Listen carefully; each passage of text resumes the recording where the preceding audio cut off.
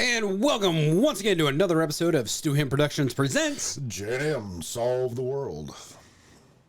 I'm James. And I am Matt. And tonight we're going to talk about beauty.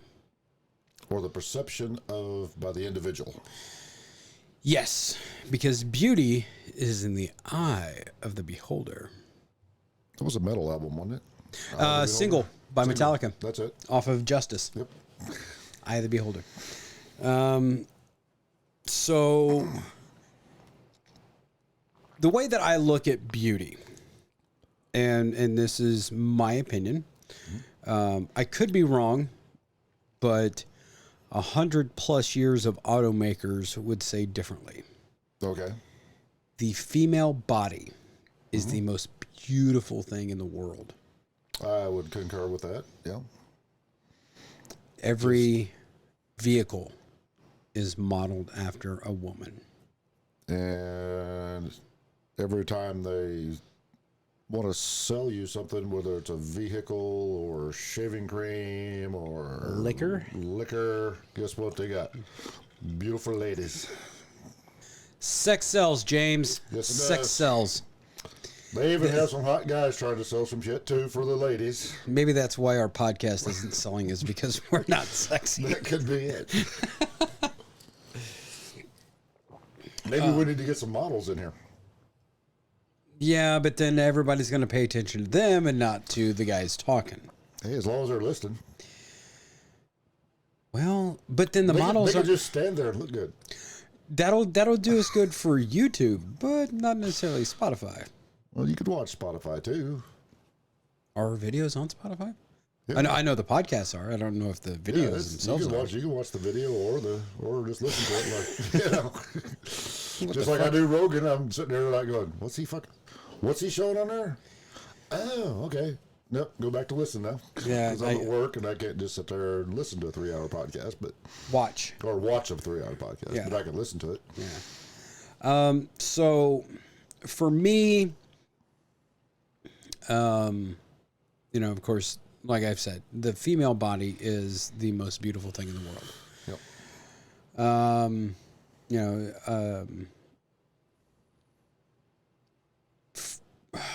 The most beautiful thing I've ever seen, and this is me, and I'm sure people will tell me that I'm disgusting or whatever, but the day I saw my daughter born, Oh, yeah. like I was actually there, I'm standing shoulder to shoulder with the doctor, and I'm watching it all. You were down there with the Johnny Bench doctor. Oh yeah. Waiting to catch. Oh, I was ready. Yeah.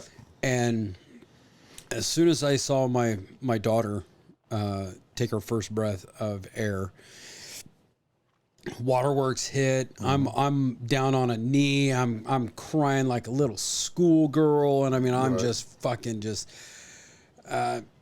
It was the most beautiful thing I've ever seen. It's life. Right.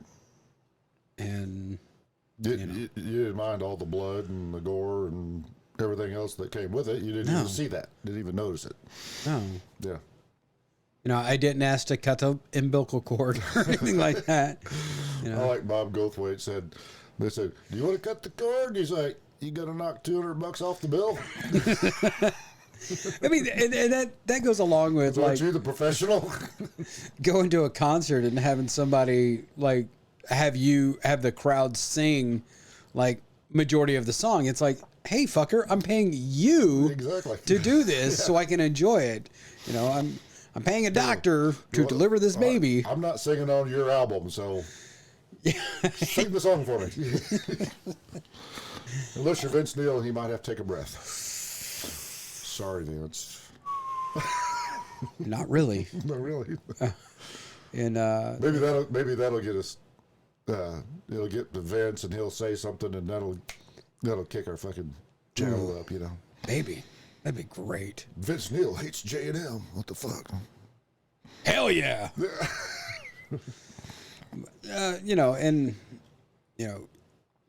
you look at an exotic car. Yeah, the lines and the. That's why a lot of the newer cars, I don't know what they're designing them off of, because they got some funky ass body lines in them. Because this coming from a body band, that's what I do. And I'm going, we're supposed to straighten that shit? What the fuck are you doing to us here? Because they make the metal so much thinner and thinner, they got to add, that's the accent lines and stuff actually strengthen the panels. Yeah. You know, so not just flopping in the wind. And, Yeah. But especially the aluminum stuff that's coming out, it's like, but yeah, I agree, you know. Looks like that Tesla that pulled up at the hotel the other night. Yeah. I mean, it was just fucking sleek, and what's cool about them, no grill. Right. Because you don't have to have a radiator or nothing, because it's all electric. No grill, So, and then the rear end, there's no cutout for exhaust or anything hanging down below the bumper. Yep. Yeah. So that's... But I mean, even then, I mean, you can look at and you can see the curves and the lines. I mean, shit, there was a custom motorcycle maker. I mean, it was a complete one-off, but they made a Harley look like a female. Oh, yeah. The tank was like the body with the boobs, and then her back came down, was the back of the tank to her ass, and that was the seat, and then the legs wrapped around. I used to get Easy Rider magazines, and there were some models that laid on the bike like that. It was like, Yeah. Yeah. I can't look at an Easy Rider magazine the same way anymore. My uncle, my mom's brother, had a bike in Easy Rider magazine. Oh, yeah. And I mean, it was a 3-page layout of his Harley that he built from the ground up, custom paint. I mean, just custom everything. And it's like, that's awesome. But now I can't look at the boobs in an Easy Rider and feel okay. Yeah. Because that's discriminating women, according to some people. It's like, how's those girls supposed to get through college without that money? I'm sorry. look, I could get off on another tangent there. In a publication like that, the women are getting paid, or they have signed a release, and they were 100% sober when they signed said release. Unlike the Girls Gone Wild. Excuse me. Didn't that guy end up in jail? Yeah. Yeah. Yeah. But, you know, it's the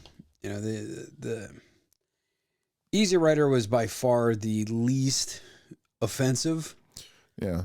Because, yeah, it showed naked women, but it also had badass motorcycles. Right. And motorcycle stories. And, you know, you go to a motorcycle rally and you're going to see titties. Oh, yeah. Just, that's just the way it is. Especially at the campground. Ooh. Maybe not so much on, downtown Sturgis, but they can get fined for that shit. But see, that's where the literally painted Body on. paint. Body paint. Yeah. Body come into play. Body paint's a wonderful thing. For some. Yeah, for some. Well, that's like a bikini. For some. Yeah. But, you know, Ron White said it. You know, once you've seen one set of titties, you must see them all. Gotta see them all. Yeah. Even if she's got to roll them up. Yeah. Put them back in. I mean, no, you know, I don't care what women say about dad bods. Oh my God, dad bods are so amazing now, and blah blah blah, and you know that's what we want. And are we going to get into this body positivity thing? Is that where that's headed? No, no, not absolutely like, not. oh, dad bods are cool. No, that's just because you don't want to get in shape. So yeah, well, but I mean, okay, at the same time, at a certain point in your life, you know, and you know this, I know this. Once you hit a certain age, having a washboard stomach, not so much. Well, you can. Yeah. But it's hard as fuck. I like to eat. Yeah. You know, I go to the gym as much as I do and as hard as I do because I do eat like shit. Right. I know this. Mm-hmm. And my brother just gave me a gift certificate to Gates Barbecue the other day. Well, just because you got a gift certificate doesn't mean you have to eat all that gift certificate at one setting, does it? Oh, no. See, that's where the smartness comes in, and you use part of it for a nooner on this day and a nooner on that day. And for those not in the Kansas City area, a nooner at Gates is a sandwich, whether it be pork, turkey, brisket. Sex at noon. No. Oh. No. Damn it. I got no ring on that finger. And then an order of steak fries. I thought that was part of the gift certificate. Maybe you got to hire one. Nooner at Gates. I thought that was code for a hotel or something. I mean, I don't know what they would do with the other, 28 minutes and 30 seconds of the 30-minute room, Well, that's like, I had a guy tell me one time, he said, if something ever happened to his wife, he'd probably never get remarried.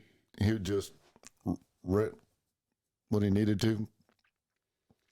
So, yeah, it'd probably be a lot cheaper for you. In the long run. Yeah. And that's something that I don't understand about these celebrities that are getting in trouble for all this stuff. No shit, yeah. The Moonlight Bunny Ranch is extremely legal. Well, and they are very close-lipped as to who's there and who's not. Professionals who that's their job, and and they're tested weekly. They want you to come back. And from what I've heard, they've got one of the best steakhouses in Nevada. Really? Yes. I hadn't heard that part. Dennis Hoff, who used to own before he died, he used to own the Moonlight Bunny Ranch, and he had a top-notch steakhouse, a top-notch. It was like a whole compound, and you can get the girlfriend experience. You could get the the whatever freaky shit you want to do. But I used to watch that show it was on HBO. It was about the Moonlight Bunny Ranch. Yeah. And there was one episode that a mother took her son there for his first experience. Yeah. When he turned 18 or whatever, like it was really his first experience. Of course, it might have been. Yeah, maybe. But yeah, or couples. Yeah. Would go there to, they talked about doing a threesome or something. And right. It was like, let's do this professionally. That way they don't have like a friend or an acquaintance involved and it turn all fucked up and shit. Right. They just, they want to experience it. And there's Johnny Dare, morning show host in Kansas City for over 30 years. Every Valentine's Day, they would take a guy and a girl and they would go to the Moonlight Bunny Ranch and they would broadcast. And that guy and that girl would get a shot. Right. They would get, whatever it is. But, and Johnny became real good friends with Dennis Hoff. And, they would talk about guys that would come out there, spend thousands of dollars to have the girlfriend experience without sex. Oh, yeah. Just to have somebody pay attention to you. And that's getting back to the whole beauty thing.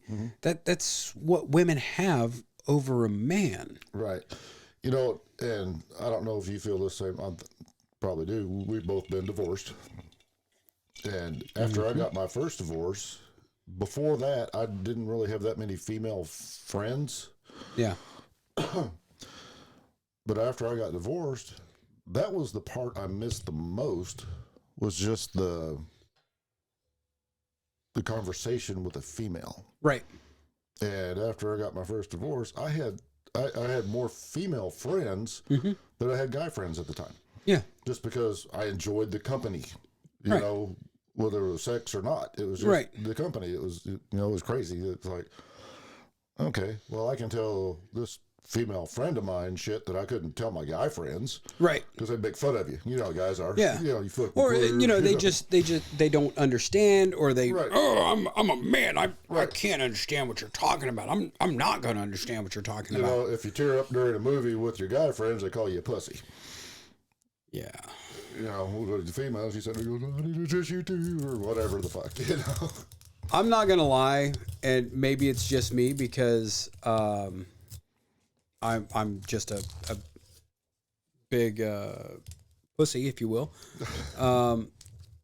I can't watch a movie, and maybe this is, again, maybe it's just because I'm a pussy or whatever, but when somebody has that moment with a parent, kills me every single time. Yeah. But I mean, that's me. But you know, I understand what you're saying, because when I was engaged and I was still in the Army, and she moved back to Kansas City because her daughter was getting ready to start high school, and I was supposed to go to South Carolina. But I had female fellow soldiers that I could have a conversation with. Right. And nothing, you know, it's like end of the workday. All right, I'm going home and I'll see you tomorrow. You know, it's not like, hey, here's my number, give me a call, blah, blah, blah. No. Right. No, because I was still very much in love with my fiance. And I didn't have that person I could talk to. Right. Yeah. You know, over the phone, you can only say so much. It's that the in-person interaction, you know, seeing somebody's body language. And, you know, that's, to me, part of the problem in today's society is everybody's keyboard warriors, and they don't have that fucking personal interaction. Right. You know, like the concert we went to the other day. Two complete strangers. We just started talking to them. Yeah. And now we're friends. Yeah. You know, if we ever go up to Nebraska, we're going to like PM them's like, hey, we're coming up here. What do you guys do? DM. Okay. DM, yeah. Okay. Direct message. Direct message. Yeah. We're not private messaging anything. Well, okay. Direct message. Facebook Messenger. How about that? There we go. But, you know, it's like, hey, you know, we're going to be in town, or you got, you know, what are you doing? We'll probably, you know, because she messaged me yesterday or the day before, said, do you guys travel up here much? And I was like, well, I've been up to Iowa several times in the last couple of years for shrine conference or conventions. But she goes, well, I forget who it was. She said was coming to town, Stone Temple Pilots, and somebody was coming up pretty close to them or whatever. And it's like, well, that'd be cool, but I got a trip in October and a cruise in December, so I'm kind of, I can only take off so many days from work. Right. You know, and that'd be awesome. Yeah. It would. You know, I drive through Iowa when I go to Minnesota to see my daughter. Right. But I mean, other than that, and that's like October, I've got a wedding I've got to go to in the middle of the month. My niece, my older brother's youngest daughter is getting married, so I've got to be there. And then the end of the month, which I'll go ahead and let you know now. Hey, I'm not going to be here for Halloween festivities. Oh, man. Yeah, my adopted daughter's baby shower is that weekend. Cool. And Grandpa's got to be there. Yep, you bet. So, but you know, it back to the whole beauty thing. I mean, it's and that's the thing, is beauty is in the eye of the beholder. You know, words can be beautiful, actions can be beautiful, and that's the thing, is it doesn't have to be personality. Yes, personality can go a long way. I mean, you meet somebody that's, let's say they're not Playboy Playmate material, but they've got a really sweet personality. Yeah. They're fucking gorgeous. Yeah. You know? Beauty is, physical beauty is only skin deep. Exactly. Because you can have some of those Playboy Playmates that are just fucking bitches. Yeah. Or stupid. Or, yeah. You know. I saw this meme. It said, it shows a girl out on the beach. And they know they're beautiful, and so their personality sucks. Well, the meme was, no matter how beautiful she is, somewhere or someone somewhere out there is tired of her fucking shit. Yeah. That can be said about anybody, though. Right. Yeah. And I'm sure when I was engaged, we talked every night, and I'm sure there was times where I know I couldn't see it, but I know she was rolling her fucking eyes at me. Right. And it's hard to miss you when you're here all the time. It's hard to miss you if you never go away. Yeah. But I mean, for her and I, the first, let's see here, first year we were an actual couple. I was in Iraq. Mm. Then I came home, and I was home for a year. And I moved her into my house in Tennessee, and then I was gone for a year. Right. And then I came back, and I was home for about a year. Then I was in Afghanistan for another year.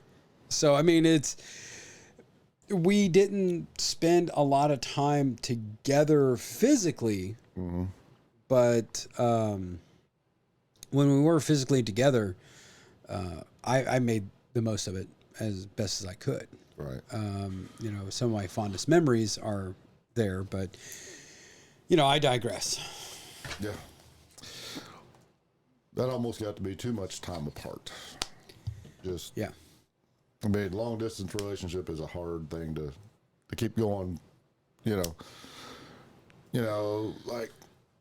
some of these shrine trips I take, they're like a 4-day weekend and a stag trip, come home, wife's glad I'm home. Yeah.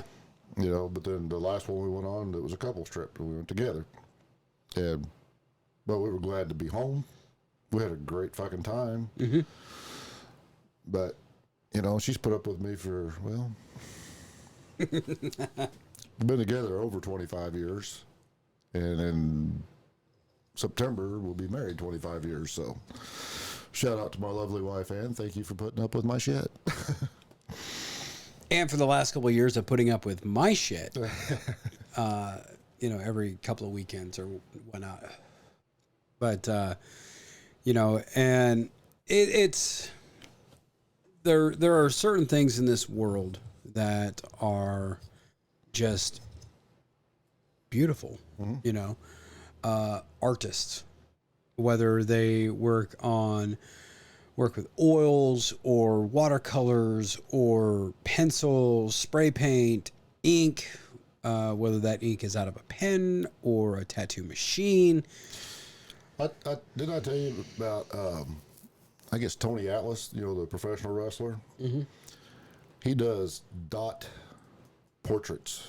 Yeah, yeah. Or he takes a fucking pencil or a pen and does the dot portraits and everything. And it looks like a freaking picture. Mm-hmm. That's cool as hell. He's not drawing lines or shading or anything. He's doing it all with dots. Well, there's the picture that Jerry the King Lawler drew for Vince McMahon. Mm-hmm. And, Vince was speechless and he came to tears because it was Vince Sr., his dad, right, and then Shane. Yeah. And they had never had a picture with all three of them. Right. And, Jerry Lawler drew it from memory. Mm-hmm. I forget who it was in WWE that was quite the artist too, besides Jerry, that would draw. Damn it. I want to say it was Owen Hart or Bret Hart. One of them used to draw just skits and leave them in the locker rooms for guys and shit. Oh, probably Owen. It might have been. I can't remember. Don't give me a lie in here, Yeah.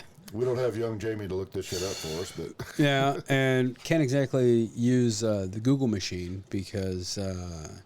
Well, mine's sitting right here, but Yeah, but do we really want to sit there and try to Google? Not really. Yeah. But like and for us, besides cars, fucking guitars. Oh yeah. I mean, we find cool looking, beautiful fucking guitars. Yeah. It's just something we like. I mean, it should. I seen a video, about a week or so ago. A guy used epoxy and like fabric. Yeah, he was telling me about that. And he made this guitar just look fucking amazing. Mm-hmm. And well, it's kind of like women. Sometimes it's the shape of the guitar that you fall in love with, and sometimes it's the paint scheme or the design, the airbrushing, or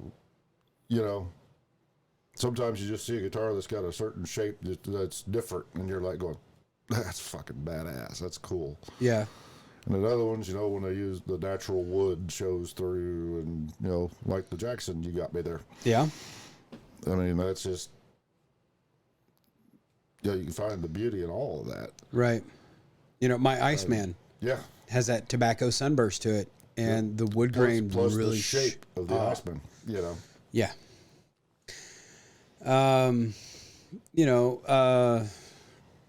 Cars are cars. Mm-hmm. And I mean, a car, okay. That's the only bad part about my job is I've lost some of that because I work on cars every day. Right. And for the most part, a car to me is four wheels and some sheet metal or aluminum or whatever that I got to fix. But every once in a while, you see one and go, that's fucking cool. That's you see an old Chevelle or an old Mustang because they're... And some of the newer stuff, especially when they went with the retros, like the Mustang went back to the retro-looking Mustangs and everything. The new Camaros. Yeah. I mean, they're pretty sharp. I wish they would... I seen a concept of a Bandit Trans Am with the new body style Camaro, but because Pontiac doesn't exist anymore, but they had concepted a Camaro to look like the black and gold Bandit TA. There's a company... with a bird on the hood and the whole nine yards. Yeah. There's a company that did that. Yeah. They actually did produce Bandit Trans Ams. Oh, yeah. And they took Camaros, and they did all the body work to make it look like a Trans Am. And... added the ground effects and the fender flares and the spoilers. The bird was smaller. They were upgraded wheels. They were 18 and 20s, but they had that honeycomb look. Yeah. And I forget how many they produced, but Burt Reynolds signed the glove box. Really? Yes. Nice. He signed off on them, and they were Bandit Trans Ams. Front license plate on it said Band 1. Cool. Except in Missouri, you have to take that off because you got to have 2 fucking license plates in Missouri. It's the dumbest fucking thing. Unless you got a 1-ton truck. Farm truck. No. Oh. Anything over 18,000 pounds, you only have to have a license plate on the front. You can put whatever you want on the back of it. But that just kind of defeats the purpose. Yeah. Well, so many of those have like flatbeds and shit. Yeah, and they're always pulling trailers or hauling hay or right. Whatever. I mean, Herb's new truck. Yeah. He's got an order of Quetzalcoatl license on the back. Yeah. Well, you know. Advertise your stuff. Yeah, why not? Our secret society. Not so secret. Well, I mean, we don't have a lot of people watching the podcast, but... Well, it's like, everybody talks about the Freemasons. It's a secret society. It's like, really? Our Masonic symbols on the front of our fucking building. How secret are we? Yeah. My dad was a Mason. Was he? Yep. Or he still is. He still is? Yeah. Cool. He never went further because I guess there in Kansas City, it was guys were able to just buy their way into the temple and everything. I don't know if it's still that. I mean, I talked to him a couple weeks ago and he was talking about that. And it was just like, he was like, it didn't feel like I had to be invited and I had to memorize, all this stuff. Mm-hmm. And then he worked with a guy that like basically paid his dues and he got the same stuff. I know what happened. Because whenever I joined in 2001. When I became a master mason. They had changed the rules in Missouri because they were losing membership. Because so many people weren't willing to take the time to learn all the memory work and everything. Right. Because you had to learn your obligation before you could go to your next degree. Mm-hmm. Well, the Grand Lodge of Missouri decided, well, we're going to change that to where you don't have to give your obligation back. So you could, you had to be invited, basically, or asked by a friend, who's like, you ever thought about joining Masonic Lodge or whatever? Fill out your petition, give them $100, and they'd set up, put your first degree on. And before you had to give your obligation back before you could get your second degree. Well, they changed that. I'm going to say it was in 99 or 2000 that you didn't have to give back the obligation. Right. You can still do it if you want to, but that's what he's talking about. And so a lot of guys, they didn't have to give the obligation. They'd schedule them for their second degree, but they still had to get their degrees. Right. And everything. But that's probably what he was talking about. You didn't actually buy your way in. It's just the Grand Lodge changed it. Yeah. To where you didn't have to give back. My brother, he was a Mason out in Nevada, and you still have to give back your obligations in Nevada. Mm-hmm. But their membership is way down because a lot of guys just, you know how busy life has got. Yeah. Back in the old days, there wasn't a book or nothing. Even I've got a cipher, and I could give it to you, and you could look at it, and you can't read it because it's wrote in a code, right? To where the layman can't read it. I can read it because I know what the symbols and everything means. But back in the old days, it was okay. You got your first degree, and now the guy that invited you in, he works with you just hand to mouth. We sit here and have a few cocktails or whatever, and we work on it. And we work on it until you get it, and then you go give your obligation back. Okay, now you can go get your second degree. And that's how that all worked. Once you get to be a Master Mason, which is 3 degrees, then you can join the Scottish Rite, or you used to have to join the Scottish Rite or the York Rite before you could become a Shriner. Mm-hmm. They also changed that rule because the York Rite and the Scottish Rite wasn't really working on getting members because you had to join one or the other to become a Shriner. Right. And Imperial Shrine came down and said, all right, guys, since you're not working that hard on your membership, you don't have to join either one of those organizations. You can be a Master Mason and join the Shrine. But you still have to, you got to do an obligation, and you got to go through the degree work and what do you want to call it? Yeah, they fuck with you a little bit in the Shrine. Yeah. But it's all in good fun. Yeah. It's a brotherhood. Right. And it's... and that could be, talk about beauty, that could be a beautiful thing. You get a brotherhood. Right.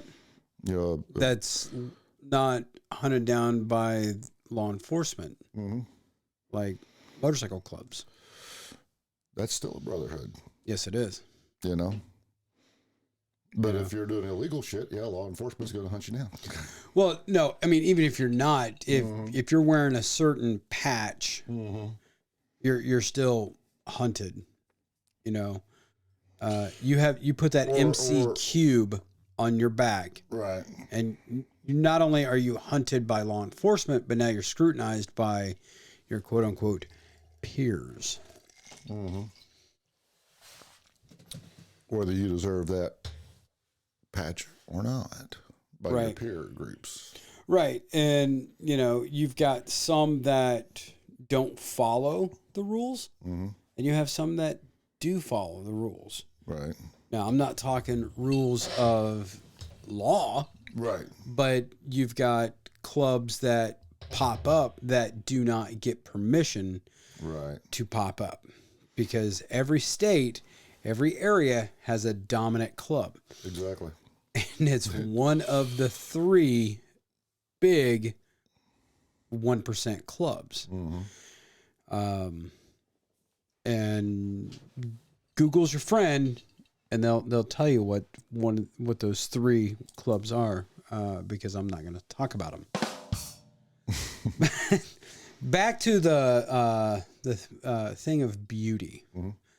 So we both agree that the female body is the most beautiful thing in the world. Without a doubt. Without a doubt. Of course, you know, I thought of something a while ago while you were talking. Nature. Like the Smoky Mountains, Rocky Mountains. Just going up the beauty that God has provided for us. I mean, okay. To look at. Now, if you're out in the woods and a grizzly bear attacks you, that's not very beautiful. Now, but let me play devil's advocate on that. Okay. Who created the Smokies and the Appalachians and the Rockies? Well, if you're a religious person, you say God did. Right. What did God create after he created man? The woman, yeah. Right. I'm not saying it's more beautiful. I'm just saying we forgot about nature. Nature could be modeled after the female body. I think he made the earth first, though. True. But the good book only talks about the Garden of Eden. Mm-hmm. That's true. Now we can go down a religious rabbit hole. No. Not going to happen. Oh, we need some clickbait. Shit. J&M or Satanists? No, we're not. Well, on one podcast advertisement, Satan goes right across the screen. Yeah. But that was our song. That was our band one. That one right there. Yep.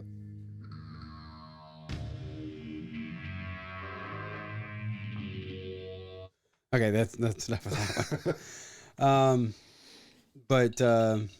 Yeah. So to wrap it up, woman is the most beautiful thing in the world. Yep.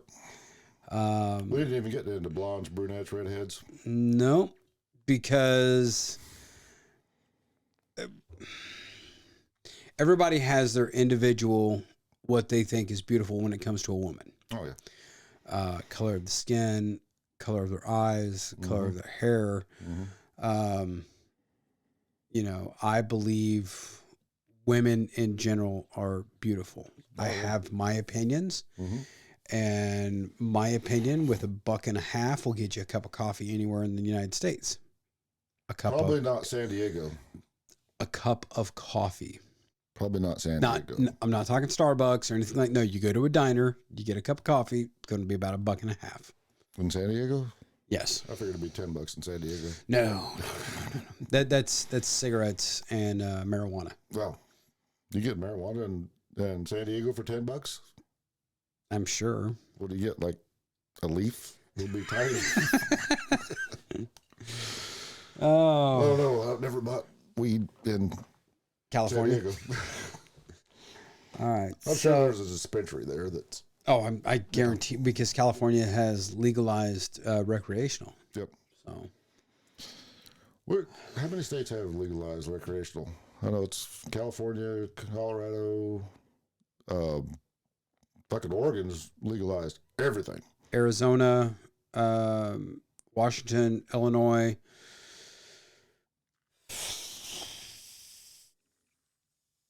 Missouri's Medicinal. Medicinal now. Kentucky is medicinal. Kansas is medicinal. Recreational got shot down. I don't even think Tennessee is medicinal. I don't know. I could be wrong. I don't know. But anyways, that's a whole other subject we could talk about. Yeah.